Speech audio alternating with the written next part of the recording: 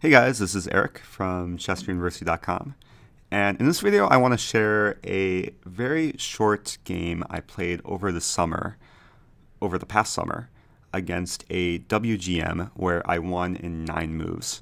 And it was one of those games where she clearly did not know the opening. I got a huge advantage after move 5, and the game was completely over by move 9. So without further ado, let's get into it. Game started, c4. Knight f6, knight c3, b6. And I should note that I did some preparation before the game. I was playing a pretty well-known player. Name is Jana Bellin, who has played many events for the England Olympiad team, many women's championships. And there were many games of hers that I was able to look at before we played.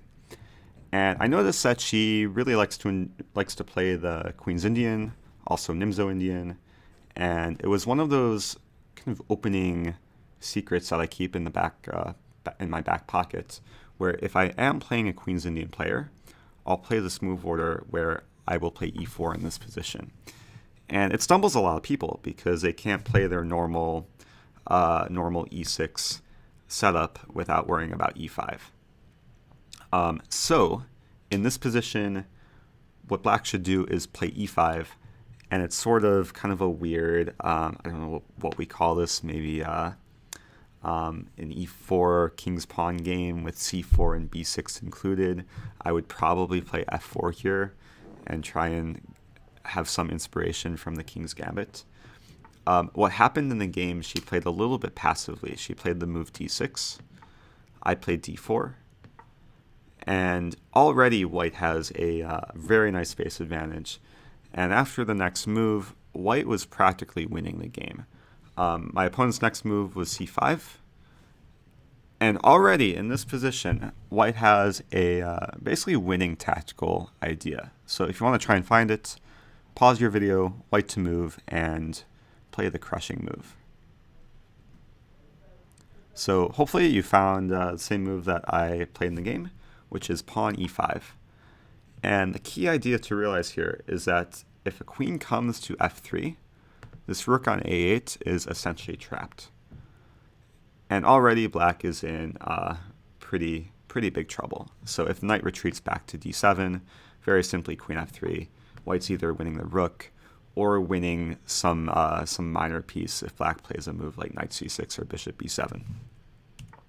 So what happened in the game, things got a little bit messy because my opponent realized she was in trouble. She decided to capture on d4. But unfortunately for black, this doesn't really solve the issues because after I take the knight, she takes my knight. White has a very simple move here. Not queen f3. Even though queen f3 was the previous idea, it would allow d5. So white can play queen d5.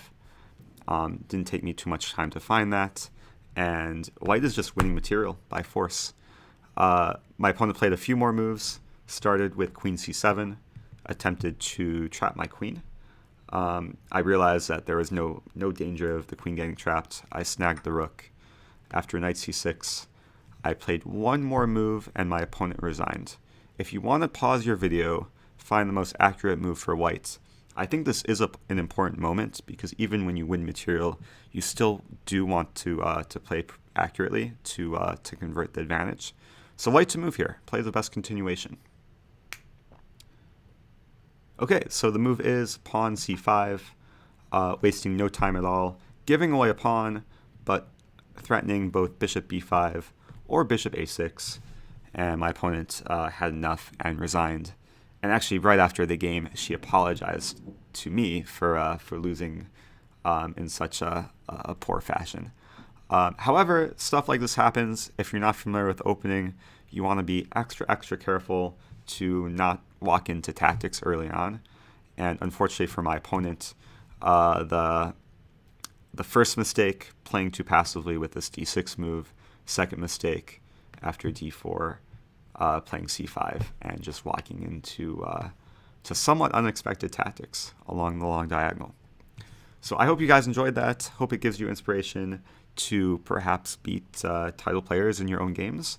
And if you have any questions, feel free to leave a comment. If you want to see more awesome content like this, check out chesteruniversity.com, and I will be back in a future video. Thanks.